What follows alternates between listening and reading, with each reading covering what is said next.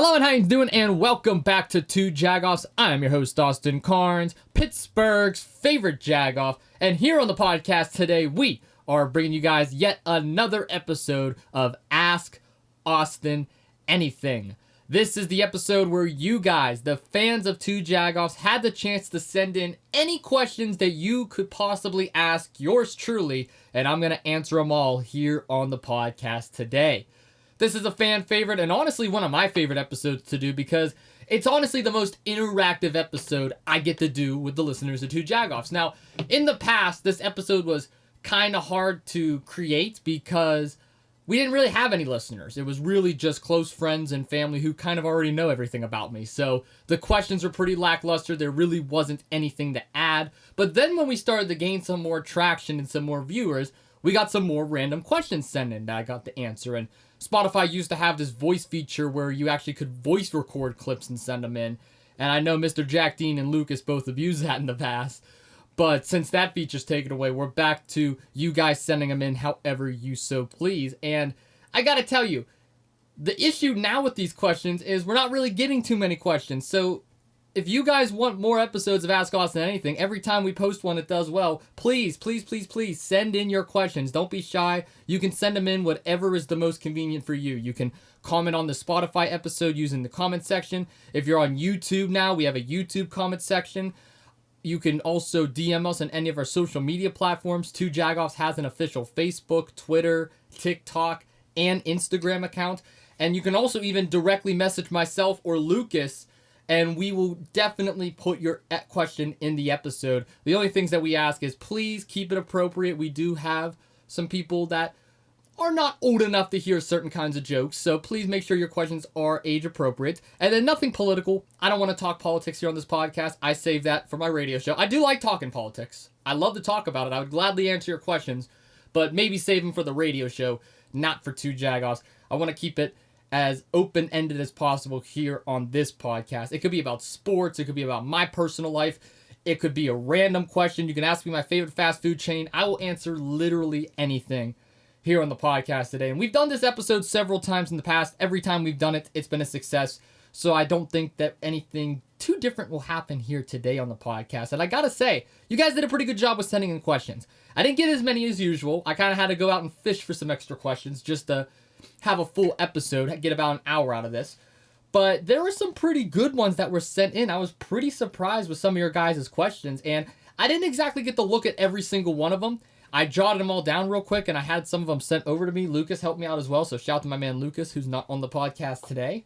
But these questions are pretty good from what I saw so far, so I'm excited. I hope you guys are as well. Now that we're on YouTube, this is the first time ever Ask Austin Anything is going to be on YouTube, so I'm going to put up some visual pictures to help, I guess, demonstrate exactly what I'm talking about as we go through each of these questions. And again, if you want to be featured in an episode of Two Jagoffs, send in your questions. Don't be shy. I'm very active on all my socials, at Austin Cairns on Facebook, Instagram. I even have LinkedIn as well. I would be happy to connect with you there. Definitely send over some questions. We definitely need them to make these kind of episodes possible.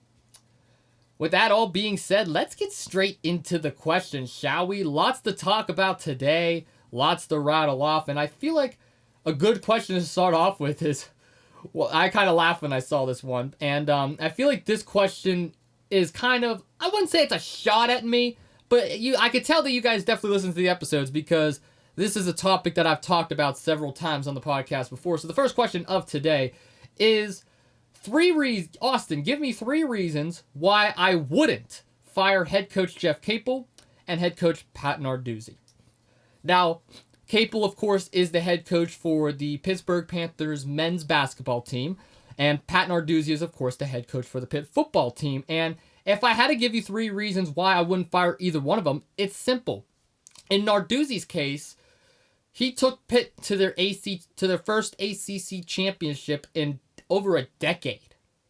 Well over a decade. Multiple decades. Pat Narduzzi brought us to an ACC championship. Yes, the defense was electric. Yes, we had Kenny Pickett. Yes, we had Addison. Yes, we had a great running game. But Pat Narduzzi is responsible for coaching the team that won us an ACC championship. So that's reason number 1. Reason number 2, Our defense has improved every single year under Pat Narduzzi in terms of recruits, in terms of players that we've brought in via the transfer portal, and in terms of statistics. Look at the statistics of Pitt's defense, compare them to Clemson's, compare them to Florida State's, compare them to Miami's over the last couple years. Yes, Pitt is ranked below some of these schools, but you can see a general increase in sacks, in interceptions, in tackles for losses, in forced fumbles, in pass deflections. Pat Narduzzi's defense has always been electric. I call him a defensive-minded head coach. He knows what to do. I know Pat Narduzzi receives a lot of hate, but there is no discrediting what has he done for Pitt's defense. Pitt's offense has been very suspect at times, but their defense has always been pretty darn good. I wouldn't say great. I wouldn't say amazing. I wouldn't even say elite, because there are times where I look at this defense and I go, hold on, wait a second. Why are you giving up that bubble screen? Why are you giving up that 5-yard handoff right up the middle? But Pat Narduzzi has done a good job with this defense. And reason number 3 is because he's a great leader. Pat Narduzzi leads this team. This team believes in him. Every quarterback that has played under him, whether they were good, bad, or anything in between, has believed in him. So Pat Narduzzi, for the simple fact that he has the team to rally behind him, he brought us an ACC championship, and the defense has improved every single year. Those are my 3 reasons why we should not fire him. I will say this. I've gone on the record and said this is Pat Narduzzi's year. He is on the hot seat. He's going to have a sophomore in Eli Holstein playing quarterback next year for them. He's going to have a pretty strong run game with Desmond Reed. The defense, again, has gotten better via the transfer portal. They have brought in lots of recruits in the offseason. The real question that's going to raise now is, can Pitt get over the hump? Can Pitt compete with these ACC teams? They got a lot of big games this year. One of them being Notre Dame. Another being these ACC schools like Boston College. Those are trap games. You got to watch out for those. So can Pitt overcome that? Can Pitt go into the trenches, go into the battle of the trenches and win? That's the question that raises, and that's the question that's going to determine whether or not Pat Narduzzi should be the head coach for the Pitt Panthers long term. Now let's transition over to Pitt basketball real quick. I'm a little upset talking about Pitt basketball in March and they're not dancing right now, but that's a different story for a different day. I am not going to blame Capel at all for this. Look, I recently had my man Jason Earl on the podcast. He, of course, is the director of Pitt Athletics.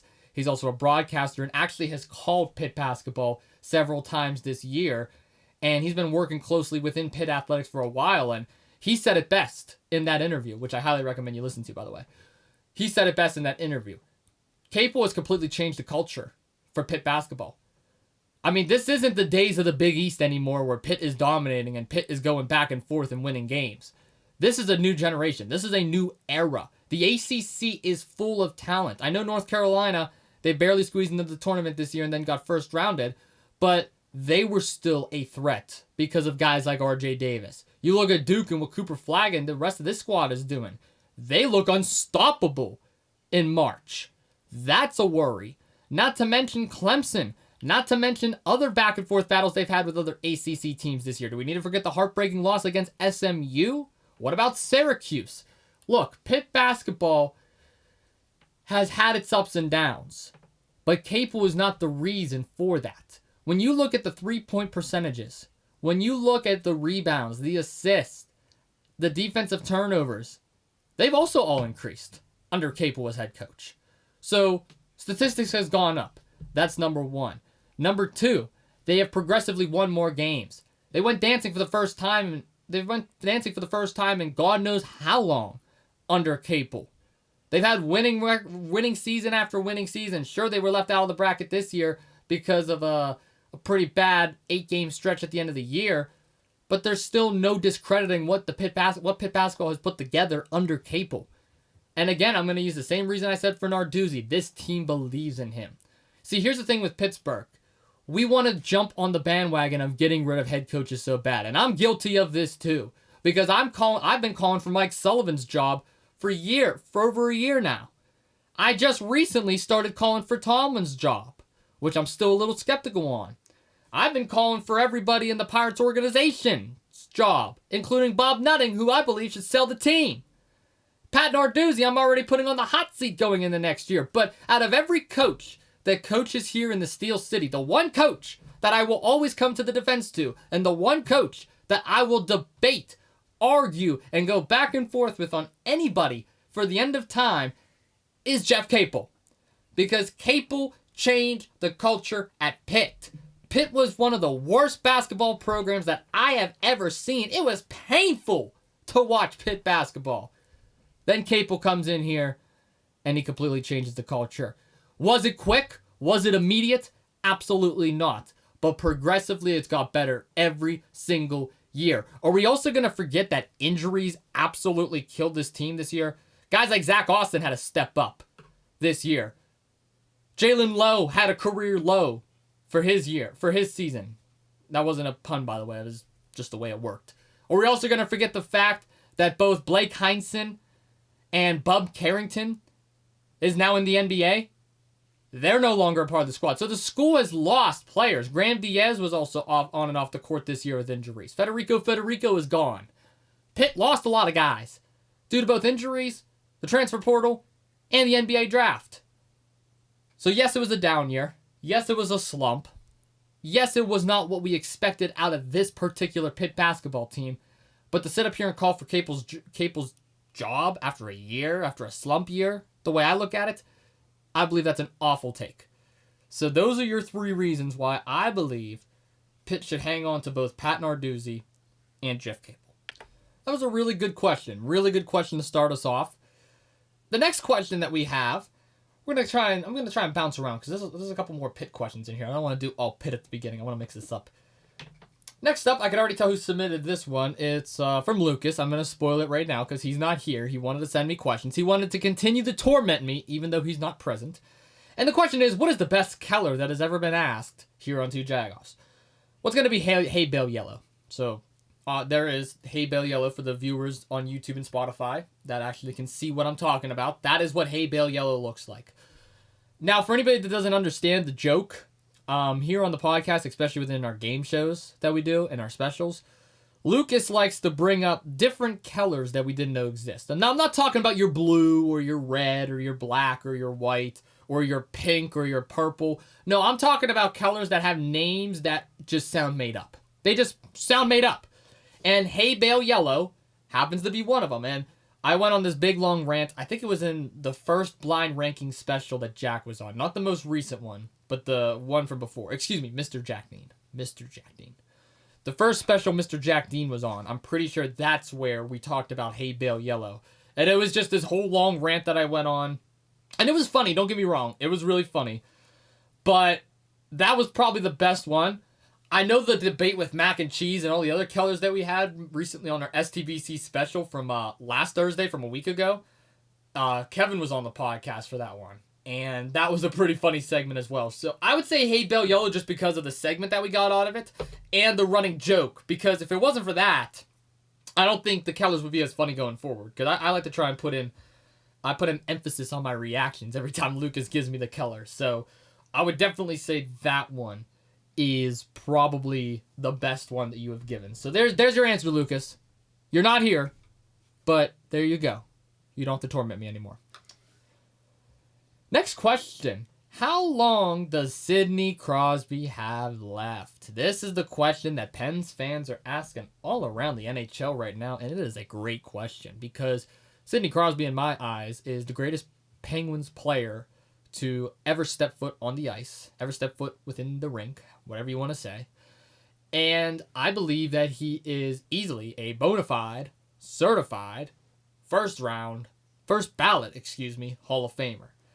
Sidney Crosby has done so much for the Steel City, not just on the ice, but off the ice. We talk about the charitable work. We talk about the atmosphere that he brings. I know there's not too many Sidney Crosby fans out there, but Sidney Crosby to me has always been somebody that is a role model. He has always been somebody that you could look up to, and he's just an incredible athlete. I actually had the pleasure of meeting Sidney Crosby when I was younger, and I got him to sign one of his broken hockey sticks that he broke in one of the games. My dad knows somebody that I'm from Consol Energy Center. That's what PPG Paints Arena used to be called. It used to be Consol Energy Center. And one of my dad's buddies worked down there, doing like cleanup work and stuff, and he actually was able to get his hands on the stick that Sidney Crosby broke that night, and he ended up giving it to me. I went to one of the Penguins practices. He signed it. He also signed one of my hats, which I still have at home as well.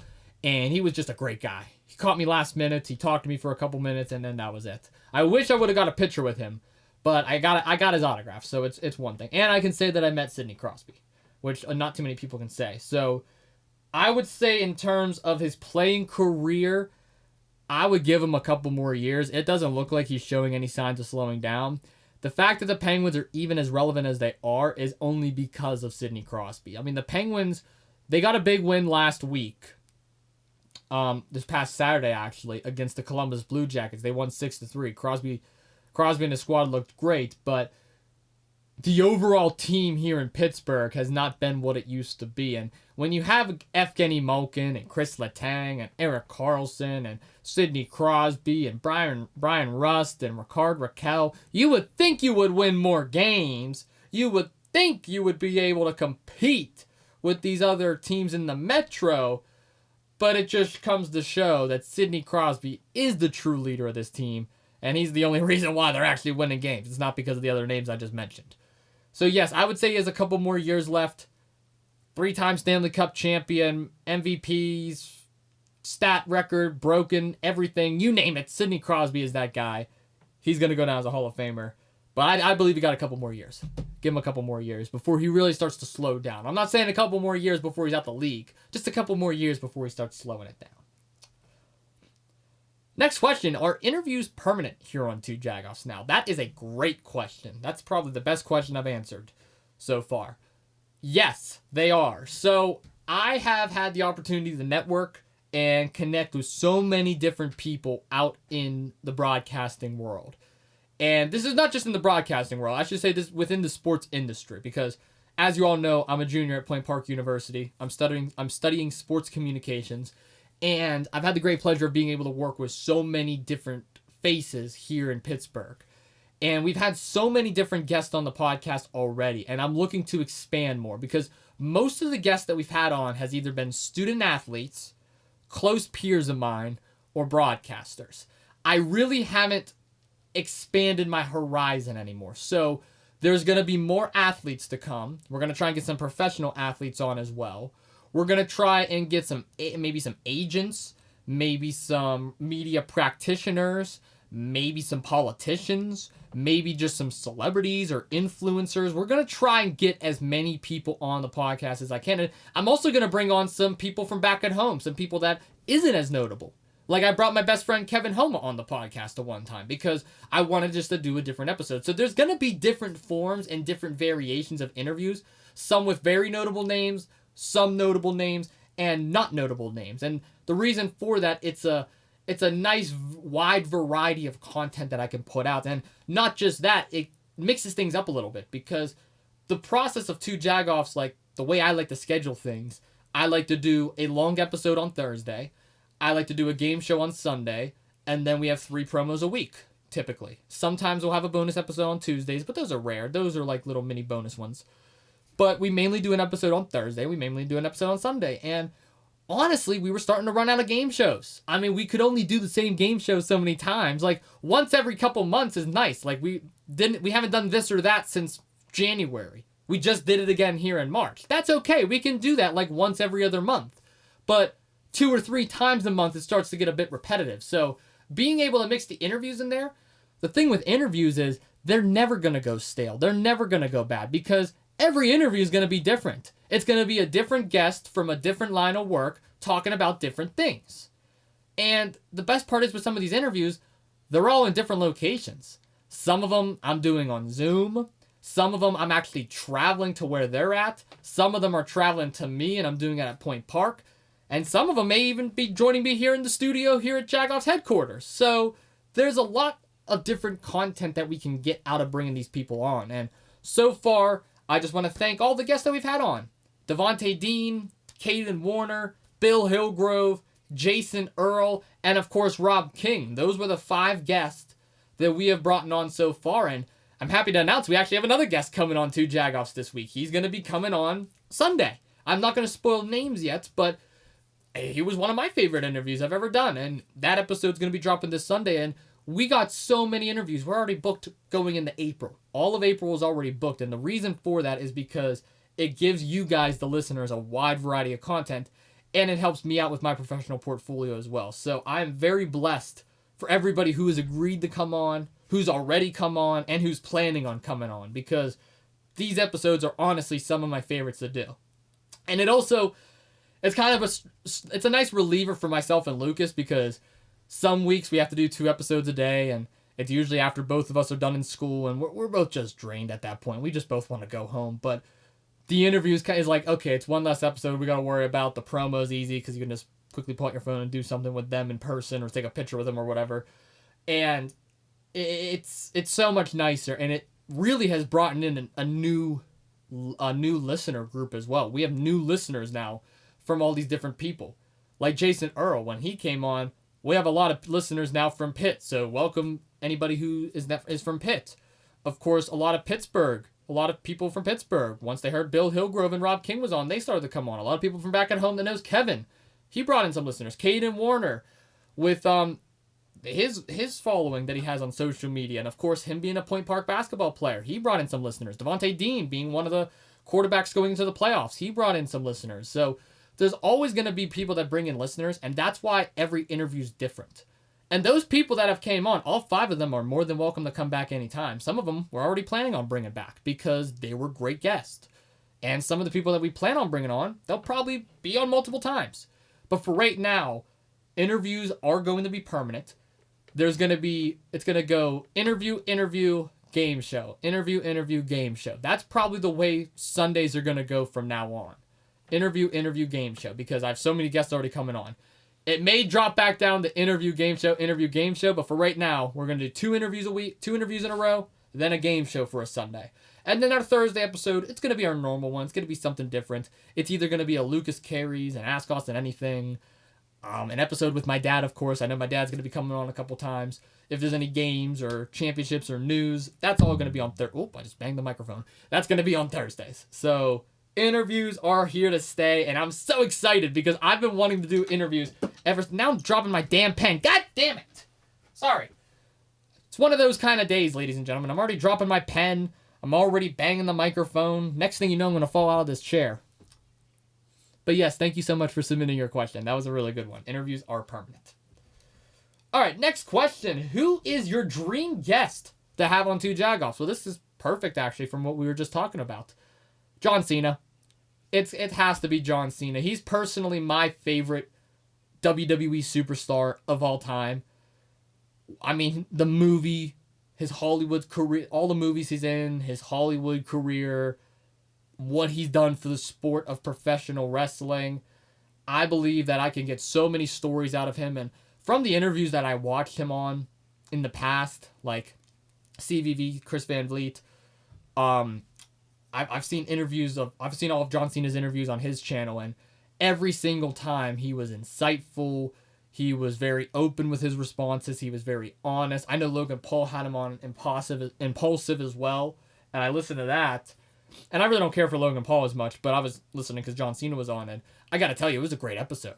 It was a really good episode, and John Cena was so cool, so down to earth, and you learn something. Every time you hear him speak, you learn something, whether he's cutting a promo, he's in a movie, or he's just talking to you as himself. It feels like you always learn something from John Cena. And I believe not only will I learn something from him if I bring him on, you guys can learn something from him. And I feel like he could teach us a lot of life lessons, and he can give lots of great advice. I mean, you talk about a guy who was at one point in time homeless, living on the streets of West Newbury, Massachusetts, to becoming one of the most notable names and notable faces in the entire world. So John Cena would probably be the guest that I would say. There's a lot of other ones. There's some politicians I would love to speak with, former presidents, former athletes. Larry Fitzgerald's a big one as well because he's my favorite football player of all time. But I really thought about it. John Cena is easily going to be my dream guest. I've always wanted to have a conversation with him. All right, so going into our next question, how do you balance everything that you do? It seems like you're very busy with all the different fields and all the different stuff you are doing. How do you balance it all? That's a great question because sometimes I don't even know the answer to that, in all honesty. I do a lot in my day-to-day life. I mean, I just put out a Facebook post last week. Well, actually, no, it was on Sunday. I put a Facebook post on Sunday talking about how busy my week was last week because quite literally, Monday I spent all day at Point Park doing classes and networking and recording some episodes and editing some last-minute stuff. Then Tuesday, I worked at my full-time job at Friendly Paul Little's and then went out and celebrated my sister's 16th birthday. Then on Wednesday, I traveled to New York City, and it was an amazing experience. Thursday, I spent all day in New York, and then Friday, I traveled home. Saturday, I worked IWC Wrestling, and then Sunday, I edited, and I also recorded 2 Jagoffs. I actually recorded this episode. This episode was recorded on Sunday, so I had a very busy week, and this week as well is also very busy. I'm doing a lot of stuff. I'll probably talk about it more next week on 2 Jagoffs, but yeah, I don't exactly know how I balance everything. The advice that I would give you is be schedule-oriented.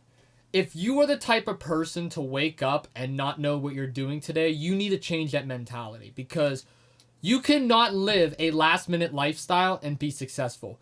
I have seen so many people in my life that wake up and they don't know what they're doing that day. That's not a healthy lifestyle. I'm sorry. And I'm not trying to get on anybody that does live that lifestyle because again, live and you learn. YOLO. You only live once. I know that hasn't been a quote since like 2012, but yes, you only live life once. There's some days where I do want to wake up and do absolutely nothing. That's different. If you're waking up and you just want to relax or you want to sleep in and you don't want to have anything on your plate to do, that's totally cool. That's different. I'm talking about if you consistently wake up every single day and be like, okay, well, yeah, I got to go to work, but I don't really know what else I'm going to do the rest of the week. Like, you got to have a plan. You got to have a plan because guess what? That's how you succeed in life. You don't want to overfill your schedule. That's my issue. I overload my schedule. Sometimes I have to say no. So I've learned that I have to say no now because I always say yes to everything because I'm worried I'm going to miss out on something. But you cannot live that last minute lifestyle and expect to be successful because guess what? Whenever you're interviewing for that big job or whenever you're trying to sign that big contract or whenever you're trying to make that big deal or negotiate something with someone, and they ask you what your past experiences are like. What does your resume look like? How many connections do you have on LinkedIn? What have you established within your professional portfolio? And you just look at them and you go, well, you know, I worked at Walmart for a year, and I also participated in a couple of clubs in high school, and I took some college classes. They're going to look at you and be like, okay, next. You got to have an established portfolio. And I'm not trying to say this to boost myself because trust me, I'm not perfect. I'm nowhere near it. But there are so many people out there that I just look at and I'm like, why are you living this lifestyle? Why? And the partying, the drinking, the smoking. Again, it's your body, your choice. You do whatever you want with your lifestyle. I'm not trying to judge it. But that kind of stuff right there, especially the partying, especially the drinking and the smoking, I'm sorry, but that's going to pull you down. That's not going to take you anywhere in life. And again, this is coming from someone that's nowhere in life right now. I'm living paycheck to paycheck pretty much. If I wasn't for my parents keeping me under my roof, I wouldn't have a place to live. You know what I mean? And I wouldn't be able to afford to live on my own because of me taking on all these internships and working so much and doing podcasting and interviewing and traveling and calling games. Like that kind of stuff, the reason why I'm able to do it all is because I have a great supporting cast. I have 2 great parents, my mom and my dad, who I truly love, who has always supported me and elevated me to that next level. My sister, who has always supported me and rooted me on, being my #1 fan. 2 great friends, one of them who actually helps me with this podcast, and the other one who also helps me with other stuff on my day-to-day life, Kevin and Lucas. So, being able to have a supporting cast and being able to have people that truly believe in you is what's gonna it's gonna give you that drive, and that's the way I'm able to balance everything. I have that drive. I have that mentality when I wake up in the morning. This is what I'm going to do, and this is how I'm gonna do it, and ain't nobody gonna tell me any damn other way. That's the way I live my life. I bend the rules sometimes. I live my life and I say, listen, this is the decision I'm gonna make today, and this is how I'm gonna do it. This is how I'm gonna execute my plan. This is how I'm going to build my schedule, build my resume. That's how I believe all these opportunities came. And I'm honest. I'm very honest about everything. That has gotten me in trouble sometimes. It's gotten me in trouble in my past relationships. It's gotten me in trouble sometimes even with my family. I'm an honest person. I'm the exact same person on this podcast as I would be if you were talking to me to my face, talking to me on the phone, and talking to me on social media. I believe that's a good thing because that shows authenticity. I'm not trying to portray a different person. I'm not trying to be somebody different. I'm not pretending or being fake. I'm being my true authentic self. Sometimes some people don't like that though because they believe it's cockiness. They believe you're being a bit of a Jagoff, which, again, I am a Jagoff. I'm Pittsburgh's favorite Jagoff. That's kind of the reason why this podcast is called Two Jagoffs, because I'm one of two Jagoffs. I'm the Jagoff. But in all seriousness, no. To answer your question, I don't mean to go on that big of a rant. And again, I wasn't taking any shots at anybody. If you wake up and you just want to truly do nothing all day, by all means do it. That's how I woke up today, actually. I didn't want to do anything this morning. I slept till noon, actually, because I was out traveling till 2 a.m. I didn't wake up till like 11:30, and then I didn't start moving till noon. So there's nothing wrong with not having anything to do and not wanting to do anything. But if you're going an entire week and the only thing on your schedule is going to work and you don't even want to do it, I'm sorry. Good luck. Good luck. That's all I got to say. You're good luck in life. Good luck in your marriage. Good luck getting a car. Good luck building a strong credit score. Good luck. That's all I got to say. But believe in yourself, be schedule oriented, and have a plan. Always, always, always have a plan. Next up, what is the best IWC event you've been to? This is perfect because we were just talking about IWC as well. Man, I love IWC. I just got to start off by saying that right now. I love me some IWC professional wrestling, and here's why. I started going to IWC back in 2016, 2017. It's around the time. I was a fan, middle school, high school days. And I've always been in love with professional wrestling. I've been a WWE fan since I could walk and talk. But I didn't really start going to indie shows until around that time because I didn't know they existed. And once I started going, IWC was the company I truly fell in love with because unlike other indie companies and local professional wrestling businesses, they're the ones that actually build long-term stories. It's the closest to a sports entertainment that you would get. It's still professional wrestling at heart, but you get that WWE, AEW, TNA feel when you're at IWC because there's established superstars, there's established wrestlers, new wrestlers, and returning wrestlers, and some even familiar faces from the big leagues. So being able to go there and see that stuff, it's always so cool. And the wrestlers, the people backstage, they're also down to earth. And for those who don't know, I actually interned doing video production there, where I help out running cameras, I help out with some of the editing for the show. Not the editing, but like the lower thirds and like some other pre-production work, setting up all the equipment and tearing it all down. And I've been to some great IWC events, but I'll give you two. I'll give you my favorite as a fan, and I'll give you my favorite that I've worked. And they're actually both within the last year. My favorite that I went to as a fan was 2024 IWC Caged Fury. And the reason why I would say IWC Caged Fury was my favorite wasn't necessarily because of the show itself, but it was the crew that I went with. I went to this show with Kevin and Lucas, obviously, my two best friends, and my two favorite cousins. Two of my favorite cousins. I'm not going to say my two favorites or my two favorite friends. I don't want any of my other friends or cousins to feel ashamed. I apologize. But two cousins, two friends. Kevin, Lucas, Joshua, and Tyler.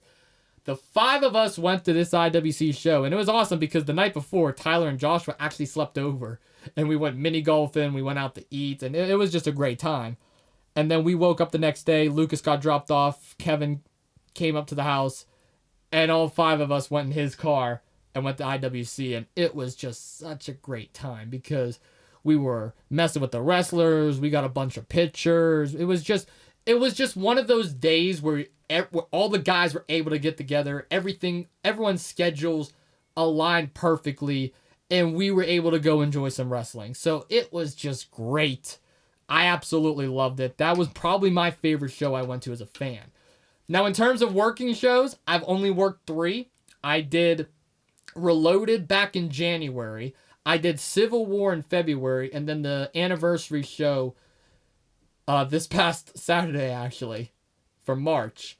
And I would probably say Reloaded was my favorite so far, just because it was... Actually, no, I take that back. I would say this past Saturday's was actually my favorite. Reloaded, in terms of the actual matches, was probably my favorite. But just being there and working and kind of getting to know everything, I would say it was probably this show. This show was probably my favorite. I actually told Justin Plummer and Jeremy both that, because I was like, hey, this is my favorite show I've worked. I'm excited. And the next show is actually not in April. They're skipping April. They're doing it in May. It's their ballpark show at the Washington Wild Things baseball field. I went there a couple times in the past for some other indie events. This is my first one with IWC, so I'm excited to see everything set up there, and I'm excited to work that show. So it's going to be really fun. I'm looking forward to it. And yeah, those are probably the 2 IWC shows that are my favorites. I really can't choose. If I had to pick my all-time favorite, it's easily Cage Fury, just because, again, of the memories that were made that night and how fun it was. But I'm not going to lie to you. I'm not going to lie to you guys. I had a really good time this past Saturday. This past Saturday was great. Kevin, Lucas, and Mr. Jack Dean were actually all in attendance. All 3 of them came up there and surprised me. So thank you to you guys for coming to surprise me up there. You guys were messing with me the whole show while I was up top trying to run the camera. All right, next question that we have here on the podcast today. What is your opinions on Dan Hurley? Well, for those who do not know who Dan Hurley is, Dan Hurley, of course, is the head coach of the UConn Huskies men's basketball program. And I gotta say, he is one of the best coaches that you'll ever lay your eyes on.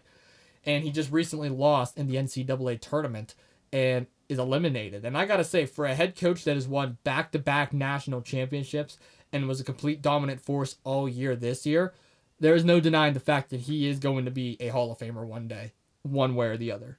I mean, you talk about a guy who had his first loss in his last 14 NCAA tournament games. I'm going to repeat that for everybody. First loss in his last 14 NCAA tournament games. 14 straight. That spans over a couple years, ladies and gentlemen. Dan Hurley has been nothing short of incredible for the UConn Huskies. He turned down a job with the Los Angeles Lakers last year. Millions upon millions of dollars just to return the UConn to chase the three-peat. That right there is all inspiring. Very inspiring for Dan Hurley. Of course, the Lakers now have J.J. Redick, who some would say is a bit of a downgrade from Hurley. But Hurley has been a great leader. Back-to-back national champions, winning record after winning record, tournament appearance after tournament appearance, and most importantly, having his first loss in his last 14 games. That's incredible. Got to give Dan Hurley some credit where credit is due. My opinions on him is I think very highly of him. I believe he is one of the best basketball-minded head coaches in the world. And that's including NBA and college basketball. I love me some Dan Hurley. Love to have him on the podcast one day. Dan Hurley, you're more than welcome to come on to Jagoffs. Speaking of Two Jagoffs, what is your favorite and least favorite episode of Two Jagoffs? Whoa, that's a tough one. I would probably say my least favorite, I know this is going to kind of sound lackluster, is episode 1. And it's not for any reason in particular. It's just if you listen to the way I sounded in episode 1 and you compare it to this episode or any of our recent episodes, you can see the lack of confidence that I had within our first few episodes. And again, that's not discrediting anybody but myself because I just wasn't there yet. I wasn't experienced. I didn't know what I was talking about. So episode 1 is kind of like one I look back on and I kind of cringe. But I don't want to delete it either. I don't want to get rid of those episodes because I want to see my progression over the last 2.5 years and see where I am now and see how much more confident I am now. Because those episodes I struggle to listen to. I can't really go back to my first 50 or 60 or so episodes and listen to them confidently because I don't have the confidence in it. That's not me. If you were to play any of my recent episodes, I'd listen just like you guys would. I don't care about... I can listen to my voice. I don't mind. It depends on what I'm talking about. But most of the time now I can listen to my voice. I have to when I'm editing the episodes and when I put them back up, because I gotta go. The way I learn is I go back and listen and I jot down what I believe I did wrong and what I said wrong and how I can improve it going in the next episode. So I would say my least favorite episode has to be, it could be literally any of the first 50 episodes or so. I would probably say the first two were the most like cringiest. Like, I started to get more confidence afterwards. Once we started doing our weekly predictions, we started to be a little more organized. We also rushed to try and keep it exactly at a half hour our first time around. But once we started like really like being able to go as long as we wanted, and I didn't feel rushed and I didn't feel rushed and overwhelmed, I started to get a little more confident.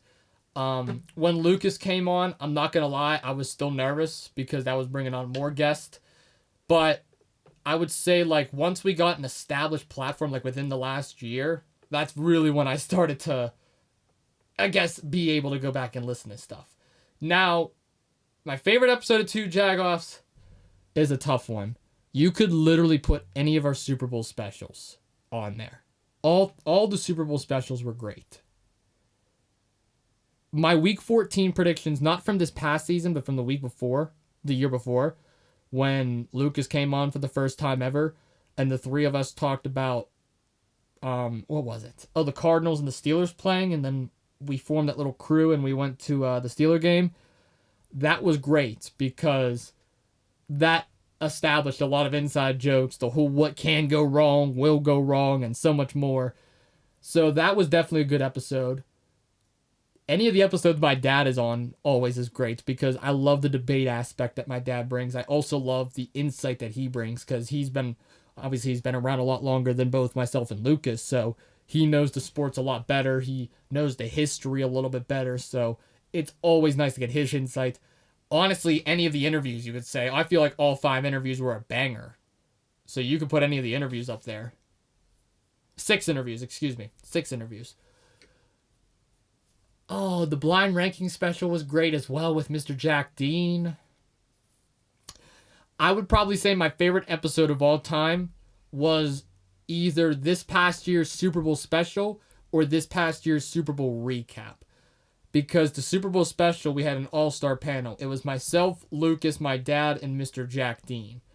That episode was great because there was comedy in there. There was NFL insight. There was some psychology. There was a lot of different things that was discussed. And the same could be said about the Super Bowl recap, which was just me, my dad, and Lucas. Because we talked about both teams. We talked about each other's... It was just a great episode. So I would probably say those two are 2 of my favorite all-time episodes. But there were so many good ones. I love doing Ask Austin Anything as well. All the Ask Austin Anythings are great. Lucas Carries, he just debuted that this month. That was a great episode. I really enjoyed what Lucas did there. Oh, there's so many specials out there that we did as well that was amazing. So it just all depends. I would also probably say the Caden Warner interview has to be up there because I talk about it all the time and I'm going to continue to talk about it. I believe that was my best piece of work I have ever done professionally. If we're talking just straight up professionalism, something that I would turn in to an ESPN or a Fox Sports or a CBS or an NBC, it would probably be that interview. That would probably be at the top of the list because I believe that's one of my best piece of podcasting work that I've ever done. So I hope that answers your question. I apologize if it doesn't. I know I'm a little over the place with both of those answers, but I can't definitely give you one specific example, but those are a few. Take it however you so please. How was the New York trip? So for those who don't know, like I kind of mentioned earlier in this episode, I was in New York City last week for the first time ever. And boy, oh boy, it was a treat. Now, I'm not going to go into my entire trip overall because this episode will be about another hour and we're already at 44 minutes and still got a good bit of questions to go. So I would say for anybody who is interested in hearing in depth my New York trip, go check out my other podcast, Steel City Commuters. I host it with Nicholas Brown, who is a fellow commuter student at Point Park, and we just did an episode this week. It's already out. It was either uploaded on Monday or Tuesday. I don't remember what day. Maybe even Wednesday. It's out already. It's out before this episode, just so you guys know. But we did about an hour-long episode just talking about our New York trip. We talked about all the places we went, our experiences, we told some stories. So if you want to hear in-depthly what my New York trip was like, go check out Steel City Commuters. That is where I talked about it. To keep it brief, though, here on 2 Jagoffs, it was great. I got to tour NBC Studios. I was invited on the Today Show, where I was a part of the live studio audience. I was at the New York Times. I visited Central Park, Times Square. I got to form a little crew. I got really 2 cool roommates, both Nick and Ryan. Shout out to Ryan Quinn and Nicholas Brown. It was just a great trip. I have absolutely no complaints. I got to meet Carson Daly, Antonio Hilton, Al Roker, Craig, so many others from NBC. And it was just an amazing time, an amazing experience. Again, if you want more in-depth stories on it, go check out our Steel City Commuters New York trip episode. It's out on Spotify, YouTube, and Facebook for anybody who's interested. But it was an amazing time. I love New York. All right, our next question that we have is, should we put Alex Ovechkin in the GOAT conversation? No. No, we should not. 1 Stanley Cup versus Wayne Gretzky's 4, Sidney Crosby's 3, Mario Lemieux's 2. Period, end of story. I know he's close to getting the record. I know the Washington Capitals has been nothing short of a dominant force this year in both the Metro and the NHL as a whole. But there is no reason why you can convince me that Alex Ovechkin should be in the GOAT conversation.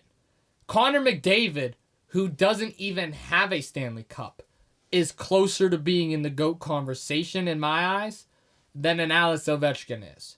The only reason why I would put Ovi up there is because of that sole Stanley Cup that he has. Now, if he can go out there and win it again this year, now we're starting to talk.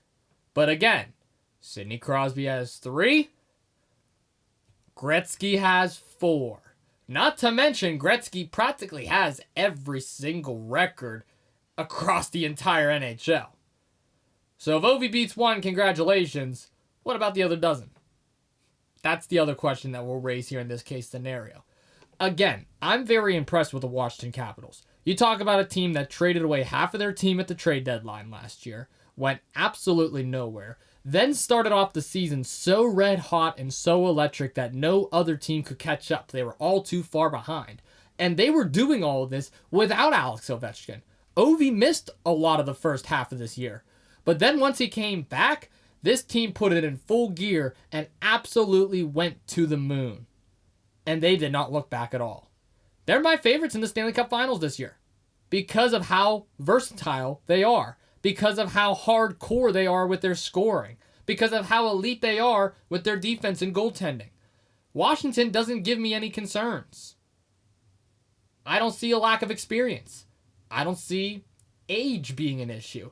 I don't see defensive pairings or goaltending being an issue. Washington feels like the most complete team right now. And again, this was a team that were sellers at the trade deadline last year. One of the reasons why I argue the Penguins should be sellers this year, so that maybe next year we might see a different light in the Steel City. But to answer your question, no, Alex Ovechkin should not be in the GOAT conversation. Not anytime soon, at least. Next up, SGA or Nikola Jokic. Impromptu this or that question. That's probably one of the better ones that we've gotten today. We haven't really got a chance to talk too much NBA on the podcast recently, but I will sit up here and tell you this. Nikola Jokic is a walking triple-double. It feels like every single night, Jokic just doesn't seem like he really cares when he's playing out there, but he puts up the numbers, and he puts up the numbers big. Russell Westbrook has been a great addition to this team. We can't ignore Jamal Murray and Michael Porter Jr. either. But this Oklahoma City Thunder can really spread the court. They really know how to distribute the ball to their key players. They got Chet. They got Williams. They got the other Williams. And SGA, Shai Gilgeous-Alexander, has been a great ball distributor. He has been a disruptor on defense. And most importantly, he has been an efficient scorer, both from downtown and within the paint. SGA has been elite, which is why I believe SGA is better than Jokic right now, and why I believe he is our MVP. Jokic, though, is the best basketball player in the world. In terms of rebounding, in terms of scoring, and in terms of overall team chemistry, Jokic is the best player in the world. But right now in the NBA, the player who has the most impact, the most valuable player this season, has got to be SGA, and it's for what he is doing right now with the Oklahoma City Thunder. This is a team to be reckoned with come playoff time, and this is a player to be reckoned with over the next several years. SGA wins in this case, but I am the biggest Jokic supporter out there. He is amazing. Next question, how did you and Lucas meet? I think I might have told this story on the podcast again, but I'll tell it again for viewers who may not remember. So, my mom, before she started working her current job at the bank, she was actually a waitress for almost a decade at Barb's Diner. It's this local diner in Carnegie, where I'm from, and it's like right down the road from my house. So, my mom worked there for about 9 years, and Lucas's mom also works there, and his grandma actually owns the place. So it's a family-run business, and my mom was a waitress there for many years, and they weren't just like co-workers, my mom and Carrie, who shout to Carrie, by the way. She's probably listening to this episode as well. She's a big supporter of both myself and Lucas with two Jagoffs. They weren't just co-workers. They're really good friends because of the relationship that they built from work. And even now with my mom having her new job and Carrie still working there, they're still close. They still talk. And I thought that was really cool. And them talking and them having as great of a connection as they did honestly brought me and Lucas together, because me and Lucas would meet up all the time over the summer when we had nowhere else to go, when our parents couldn't find babysitters, or if we just wanted to come down and help out at the diner, because it's a small little diner. It's not like it's a corporate run business. And both myself and Lucas had a strong love for professional wrestling. And he was honestly one of the only people that I knew when I was in elementary school that liked wrestling. So being able to bond with him over that really brought us together. And afterwards, time kind of split us apart. The pandemic didn't exactly help. We didn't talk for a couple years. We honestly thought we would never talk again. Lucas said that on Lucas Carries. And it's true. And it's not like anything happened. Me and Lucas never had issues with each other. We never had bad blood. We've always been tight. But just, time split us apart. He went his way, I went my way. High school happened for both of us. High school was actually still happening for him. He's about to graduate finally in about a month or so. But time split us apart. And at the tail end of my mom's time at the diner, she told Lucas and Carrie about my podcast. And Lucas actually started to listen to it. He even said it himself. He doesn't listen to podcasts. And he started listening to mine. He eventually reached out and said that he was a fan of what I was doing, and he was proud of me and keep up the good work. I told him, thank you so much. Do you have any other feedback or whatever? And he started to give me some advice and feedback, and I took it. And we would always message back and forth about the episodes, and I kind of joked around saying maybe one day you should come on. And one day I brought him on.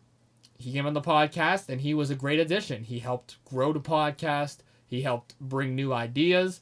He eventually brought in the social media aspect. He threw out the idea of helping out making promos, because I quite literally was taking pictures and videos of my computer screen because I didn't know how to use the editing softwares at the time. Now I do, so I can actually make my own promos if I have to. But he brought in the editing aspect. He brought in the branding, the marketing, and me and him formed this little team, and two Jagoffs take it off. So we met because both of our parents worked at a diner. And ever since then, he has been one of my closest friends. And I don't see our friendship ending anytime soon, because Lucas has always been great to me. I've always been great to him. I love his family. He loves my family. He's like another brother to me. So, Lucas, I'm very happy for everything that you've done. I'm very proud of what you're doing as well. So, please keep up the good work. But we originally met from our parents. It's from our parents, and it's from us also having a strong love for professional wrestling. It's a great question. And by the way, that was not a question from Lucas or Jack. So Thank you to whoever submitted that question. I don't have the names written down. I just know which ones Lucas sent because he texted me them right before this episode. All right, who is the worst team going in the NFL next year? It's got to be the Giants. I mean, when you look at this New York Giants team, they don't have Saquon Barkley. They signed Jameis Winston as their quarterback. They're still undecided going into the draft on whether or not they even want to draft a quarterback. And outside of Malik Neighbors and Kayvon Thibodeau and Andrew Thomas, what stars do they really have? This team is lackluster, to say the least. This team does not have a player that they can rely on. This team does not have a definitive leader. So until the New York Giants can exploit that and develop that and gain that, I don't see them going anywhere. So the New York Giants, to me, is going to be the worst team going in the NFL. Not to mention the division they're in. When you look at the Philadelphia Eagles, who just became Super Bowl champions, taking down the defending back-to-back Super Bowl champions in the Kansas City Chiefs. They're going to be right back up there in playoff competition. Not to mention the Washington Capitals, who last year went all the way to the NFC Championship with a rookie quarterback. That's unheard of in Jaden Daniels. And then there's the Dallas Cowboys, who, yes, weren't exactly too well last year, and it doesn't look like they're going to be too well next year, but they at least got a better roster and a better squad and more stars than the Giants do. So between the division they're in, the competition in the NFC, the quarterback situation, and just the overall lack of stars, I'm sorry. I believe it's going to be the New York Giants. Give me the Giants here. Where did Matt Hardy come from? Well, since Lucas is not here, I may as well do it. Can you put a picture of Matt Hardy up on the screen, please? Post-production Austin, who's editing this at Point Park University. There he is. There's Matt Hardy. For those who don't know exactly what this little inside joke is, it was, I don't remember the episode. I think it was one of the first episodes we did here on the podcast. Was it? It might have been Flop or Fortune. Or maybe it was Blind Rankings. I don't remember. It was one of the game shows we did. And I randomly made a joke by saying, you should put a picture of Jey Uso yeeting up on the screen. And then we were talking about Matt Hardy for some reason. And Lucas said, put a picture of Matt Hardy. And then he kept saying it over and over again. And then it just stuck. So Lucas kind of was the originator for that joke. And it's pretty much said every episode. This is the one episode it's not going to be said randomly because he's not here. But there is Matt Hardy up on the screen. He's pretty much up on the screen all the time here. And it's just now an inside joke. It's crazy. Matt Hardy is still up on the screen right now. See, I could move into the next question. And I could continue to Jagoffs on a good note. But just to let you guys know and just to let Lucas know, Matt Hardy is still up on the screen. Okay, I'm done with the joke. He's not even here. Why am I doing it? What is the most exciting game that you've ever called? Wow. That's a good question. I don't know. I gotta think. So I've called a lot of different sports. I've called football. I've called basketball, both men's and women's. I've called soccer, both men's and women's. And I've called volleyball. And I'm looking to call, hopefully, some wrestling and some baseball soon as well. But out of all the ones that I've called so far, I mean, my best experience, I always say, was when I traveled to Youngstown State University and I called the women's basketball game between Point Park and Youngstown. But I would say my personal favorite, just being there and calling, has got to be Carlow University versus LaRoche University. And the reason for it was because in that game, one of the players from LaRoche, named Michael Brooks, hit 1,000 points in his career. And it's something that, like, it was unheard of around that time. And I was actually on the call for his 1,000th point.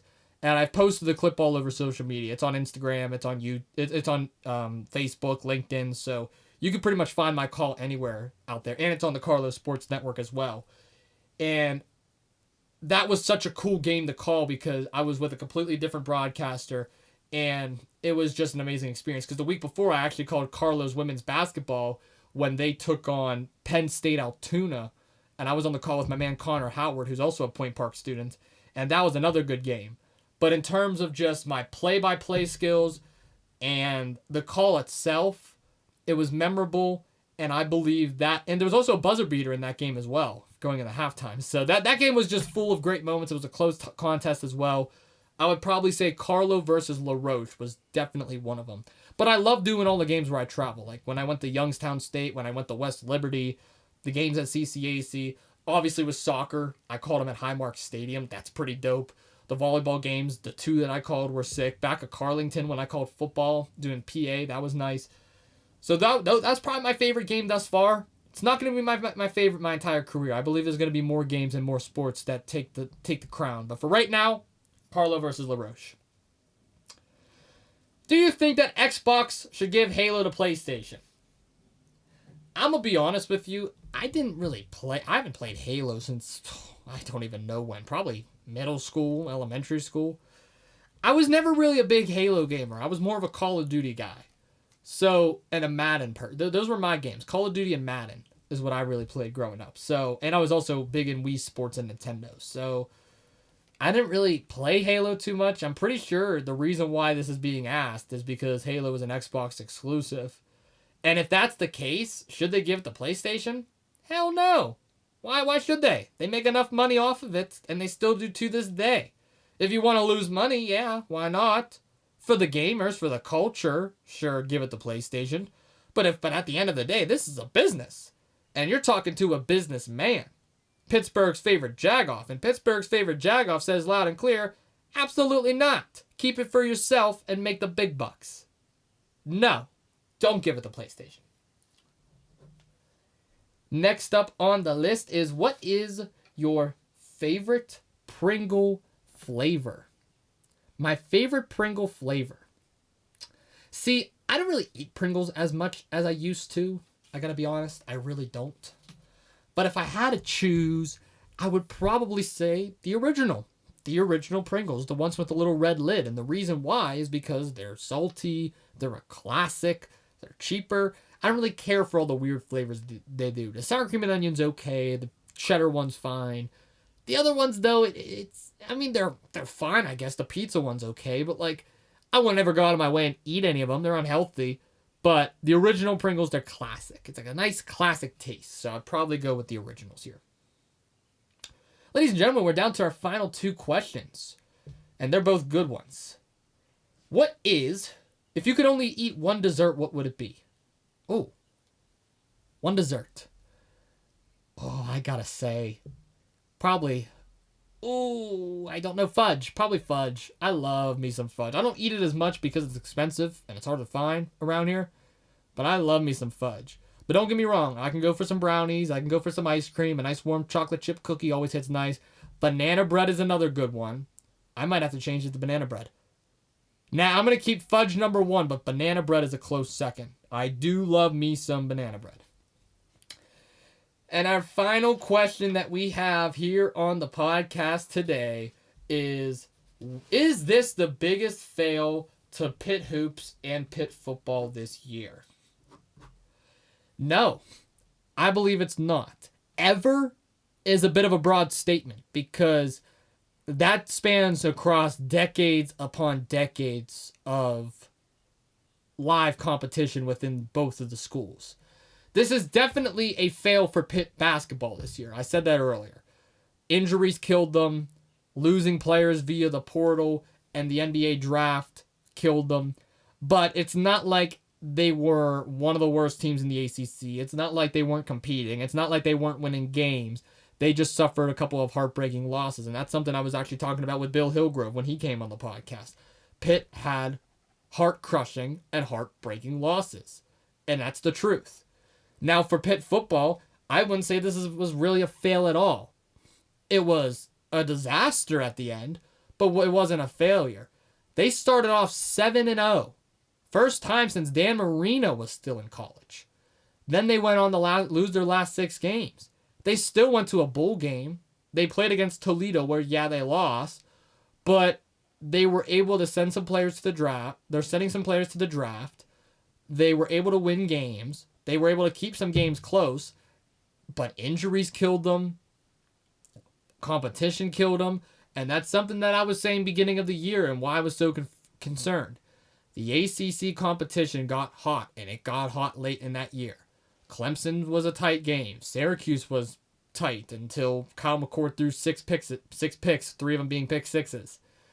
Overall, Pitt football was a disaster at the end, but I wouldn't quite say it was a complete failure. We learned a lot from this team. Keep in mind, their quarterback was a freshman, and he got hurt too. So with some experience under his belt going into his sophomore year, and with the level of expertise that Pat Narduzzi brings to this team, I don't believe Pitt has too much to worry about, aside from competition next year. So I don't think it was a failure for either one of these schools, but it was definitely more of a failure for Pitt basketball than it was Pitt football. But you can't blame the coaches here. I'm not going to blame either one of the coaches. And ladies and gentlemen, that is all of the questions that was submitted for Ask Austin Anything. Before we end off today's episode, though, I do want to give a couple of quick notices here for some future episodes, because I haven't really had the chance to talk to you guys, the viewers of 2 Jagoffs, too much, because last couple of weeks I've had so many different guests on. I didn't want to take too much of their time. And of course, Lucas was here, and we were trying to get as much content as we can. But since it's just myself, I'm going to take this time to kind of give some updates. Earlier, when I was talking about everything that I do, you could tell that I'm a very busy person. I travel a lot. I'm still attending school. I work a full-time job. Not really full-time right now. I'm kind of down to part-time hours, but like I consider it full-time because I still take calls and I still do stuff from home sometimes. So I definitely am very busy in that aspect. But in terms of future episodes here, we have a much more organized system now. We're going to be having more interviews and more special guests coming on in April. April is expected to be a big month for 2 Jagoffs. I'm very excited. I'm very surprised by some of the guests that we were able to actually get for going in the next month. So you guys don't want to miss it. Make sure you stay tuned. Make sure you follow all of our social media platforms, Instagram, Twitter, Facebook, and TikTok. Go subscribe to all of our different platforms, YouTube, Spotify, Amazon Music, iHeartRadio, and Podchaser, where you can listen every single week to yours truly, and of course the 2 Jagoffs team. And don't forget that next month, we're going to try and aim to do Ask Austin Anything again. So make sure you send your questions in. If we don't have questions, we're not able to do it. So make sure you send in your questions. Start sending them in now. Comment on this episode. Comment on the social media post for this episode. DM us. Do whatever is the most convenient for you. If you even have my number, text me or call me your questions. I don't care. However you can get your questions to the 2 Jagoffs team, we will be sure to include it as long as it's appropriate and it's not too political. Aside from that, ask whatever you want. You saw some of the weird questions I got today. There's a lot of crazy fans out there. Look at Mr. Jack Dean, for example.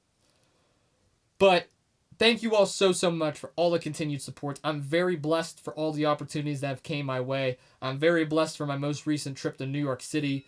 I'm very blessed for everything that has happened to me within the last couple weeks, couple months. It has just been, it has felt like an absolute fever dream. And I would love to have an episode one day where I could just come on here and really talk about everything that's going on, because there is so much big stuff planned for the future and so much stuff that I've already done that I haven't even got to tell you guys. So thank you all so much for all that continued support. It means the absolute world to me. We do have one last episode of the month, and that is going to be this Sunday. This Sunday, we have yet again another very special guest making his first appearance on 2 Jagoffs. I'm not going to spoil names, but let's just say, be ready to listen to some baseball, y'all. This guest on 2 Jagoffs this Sunday is someone you do not want to miss. One of my personal favorite interviews I've done so far, so definitely make sure you have those notifications turned on and you stay tuned. Also, any ideas for episodes? Feel free to send them in. Even though we have all of April planned, we're open to new ideas. We're open to trying new things. So feel free to send over some ideas, send over some questions, some concerns, some critiques. More than happy to take on any of it. I'm very open-minded with that kind of stuff. Outside of that, though, thank you again all so much for tuning in to Ask Austin Anything. This is probably my favorite Ask Austin Anything that I've done so far. A lot of great questions, some sports related, not sports related, some funny ones, some goofy ones.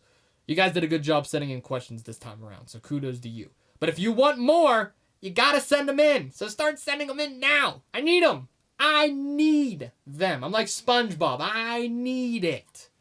So send in those questions, y'all. Please, please, please. I love doing these episodes. I really do. And I know you guys love listening to them. Well, thank you all so much for tuning in to yet another episode of Two Jagoffs.